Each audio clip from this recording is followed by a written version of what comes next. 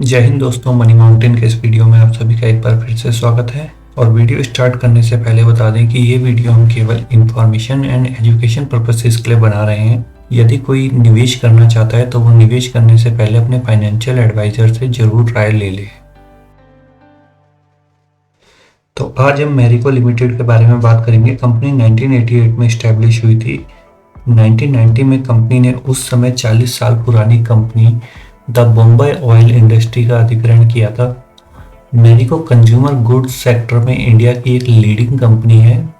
Hair care, skin care, edible oil, healthy food, male grooming, fabric care and hygiene में company के 25 से अधिक brands available हैं। हर 3 में से एक इंडियन मैरिको कंपनी के प्रोडक्ट जैसे Parachute, Saffola, Livon, Set Wet, Saffola oats, Nihar Shanti hair oil etcetera का यूज करता है। कंपनी की 2019-20 की एनुअल रिपोर्ट के according Marico 90% of it business segment में मार्केट लीडर है। Company Bangladesh, South Africa, Egypt, Vietnam, Myanmar में अपने प्रोडक्ट एक्सपोर्ट करती है और एफएमसीजी बिजनेस का 23% रेवेन्यू एक्सपोर्ट से आता है। तो अब देखते हैं कंपनी के कुछ टॉप ब्रांड। तो सबसे जो फेमस है कंपनी का वो है पैराशूट कोकोनट ऑयल, निहार नेचुरल उत्तम कोकोनट ऑयल और निहार नेचुरल कोकोनट ऑयल, ये सब हेयर ऑयल हैं कंपनी के। इसके अलावा कंपनी के सफोला जो रिफाइंड एडिबल ऑयल आता है ये भी काफ़ी हिट है। हेल्दी फूड कैटेगरी में Saffola oat, Saffola masala oat, Saffola perfect नाश्ता, Coco Soul virgin coconut oil, Saffola Fittify government range आती है। और लिवॉन एक ऐसा ब्रांड है जो हेयर केयर में आपने जरूर सुना होगा। इसके अलावा सेटवेट जो मेल ग्रूमिंग एंड स्टाइलिंग में आता है। बियर्डो तो एक ऐसी चीज़ है, जब से ये फैशन चला है इंडिया में तो बियर्डो काफ़ी हिट हुआ है, जब से यूथ अपनी बियर्ड रखना स्टार्ट किया है। और इसके अलावा मुझे लगता नहीं कि कोई बियर्डो के अलावा कोई ब्रांड यूज़ करता होगा। ये काफ़ी बड़ा ब्रांड है बियर्डो। स्किन केयर में Kaya youth, Parachute, Advance, body lotion, body gel, body oil और हाइजीन में मेडिकेयर, हैंड सैनिटाइजर और वेजिक्लीन आते हैं। और वैल्यू एडेड हेयर ऑयल में पैराशूट, एडवांस, निहार नेचुरल और हेयर एंड केयर प्रोडक्ट्स आते हैं। कंपनी के जरा क्विक नंबर्स देख लेते हैं। मार्केट कैप है करंटली कंपनी की 50,995 करोड़। करंट प्राइस है कंपनी का अराउंड 400 रुपीज़। हाई कंपनी का था 439 और लो 234 था। स्टॉक भी करंटली 45.2 का है, जबकि इंडस्ट्री भी 38 का है। बुक वैल्यू कंपनी की 28.5 की है। डिविडेंड यील्ड कंपनी की करंट प्राइस पे ऑलमोस्ट 2% की है। और रिजर्व कंपनी पे 3,500 करोड़ के हैं, जबकि कंपनी पे डेट 326 करोड़ का है, जो कि बहुत कम है। डेट टू इक्विटी रेशियो केवल 0.09 का है। लास्ट क्वार्टर में कंपनी को 307 करोड़ का प्रॉफिट हुआ था और लास्ट ईयर कंपनी को 1000 करोड़ से ऊपर का प्रॉफिट हुआ है।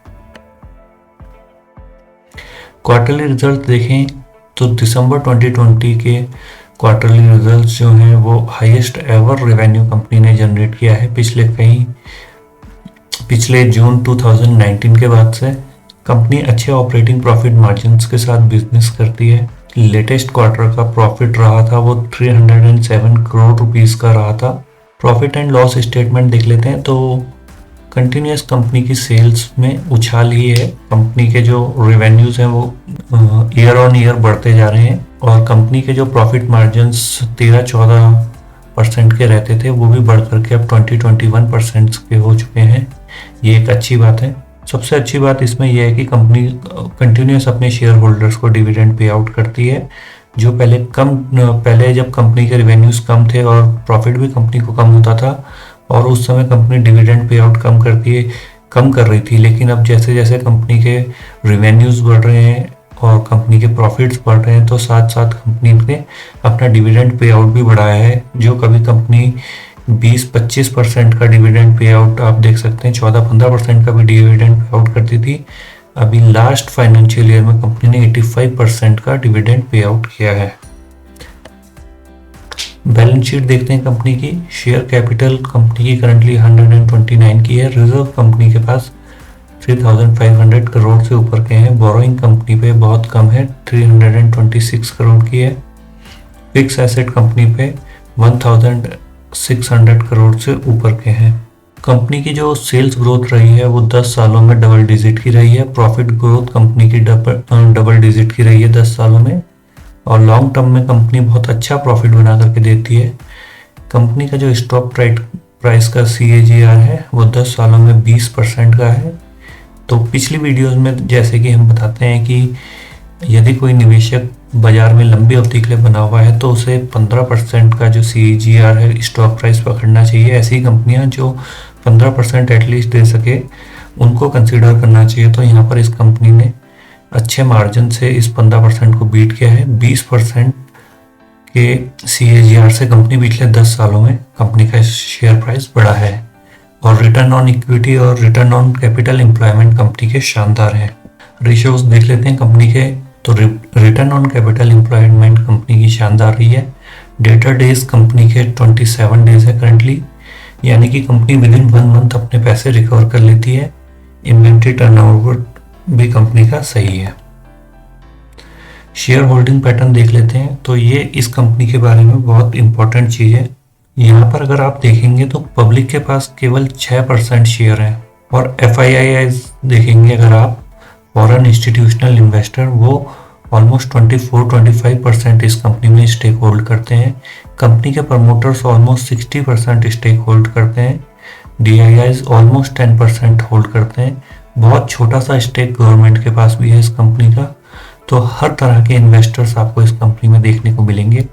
जब इतनी बड़ी संख्या में डिफरेंट काइंड्स के इन्वेस्टर रहते हैं किसी कंपनी में, वहाँ के शेयर्स होल्ड करते हैं, तो इसका मतलब कि उस कंपनी की वैल्यू बहुत अधिक है। उस कंपनी में डिक्लाइन कम और अपसाइड ज़्यादा है। और यहाँ पर एक चीज़ देखेंगे कि जो अच्छी कंपनियाँ होती हैं वहाँ पर पब्लिक बहुत कम मात्रा में पब्लिक के पास रहते हैं, क्योंकि जो प्रमोटर्स के पास FIIs और DIIs के पास जो शेयर होते हैं वो एक तरह से लॉक हो जाते हैं, उनमें वो ट्रेडिंग नहीं करते हैं, वो लंबे समय के लिए उन्हें होल्ड रखते हैं। अब जब वो अपने शेयर रिलीज नहीं करेंगे तो पब्लिक के पास वो शेयर नहीं आते हैं। और यहाँ पर केवल 6% पब्लिक के पास शेयर है। यही मार्केट में 6% शेयर ट्रेड होते हैं और ये कंटिन्यूस कम हुए हैं। आप देखेंगे तो 7-8% के शेयर भी थे मार्केट में। तो यहाँ पर अगर FII, DIIs या म्यूचुअल फंड्स इस कंपनी को होल्ड करना शुरू कर देते हैं और इसमें परचेज करते हैं तो पब्लिक की हिस्सेदारी और कम होती जाएगी। तो ऐसी कंपनियों को पकड़ना चाहिए। हालांकि ये वीडियो हम केवल एजुकेशनल पर्पसेस के लिए बना रहे हैं, लेकिन ऐसी कंपनीज को निवेशक लंबी अवधि के लिए कंसिडर कर सकते हैं। लॉन्ग टर्म चार्ट देखेंगे तो 2006-07 में इस कंपनी का जो प्राइस था वो 10-11 रुपये के पास था और करंटली कंपनी का प्राइस 430 से ऊपर होकर के आया है। अभी करंटली 400 रुपीज़ पर ट्रेड कर रहा है। तो 10-15 सालों में कंपनी के निवेशकों को कंपनी ने 43 टाइम्स से ऊपर के रिटर्न्स दिए हैं, 43 बैगर रिटर्न दिए हैं। और हमेशा इस कंपनी का जो प्राइस मोमेंटम है वो अपसाइड का ही रहता है, बहुत कम समय के लिए नीचे आता है। वो एक अपॉर्चुनिटी होती है लॉन्ग टर्म इन्वेस्टर्स के लिए कि वहाँ पर अपनी पोजीशन बनाएं। केवल एक बड़ा डिप दिख रहा होगा, वो केवल कोविड-19 के कारण आया था। अदरवाइज कंपनी का जो बेसिक मोमेंटम है वो हमेशा अपसाइड का ही है। तो दोस्तों, इस वीडियो में हमने मैरिको कंपनी के बारे में एक डिटेल एनालिसिस आपके सामने रखा है और हमने देखा है कि मैरिको कंपनी FMCG सेक्टर में इंडिया की एक लीडिंग कंपनी है और over the period of time इसने अपने शेयर होल्डर्स को बहुत अच्छे रिटर्न्स कमा करके दिए हैं। और लंबी अवधि के निवेशकों को इस कंपनी में बनना चाहिए, देखना चाहिए। हालांकि ये वीडियो हम केवल एजुकेशनल पर्पसेस के बना रहे हैं और ये कोई आपको डायरेक्ट सजेशन या राय नहीं है कि इस कंपनी को जाकर के आप लो। और कोई भी निर्णय लेने से पहले आप अपने फाइनेंशियल एडवाइजर से जरूर एडवाइस ले लें। और ऐसे ही इंफॉर्मेटिव वीडियोस देखने के लिए हमारे YouTube चैनल को लाइक करें। And thanks for watching this video.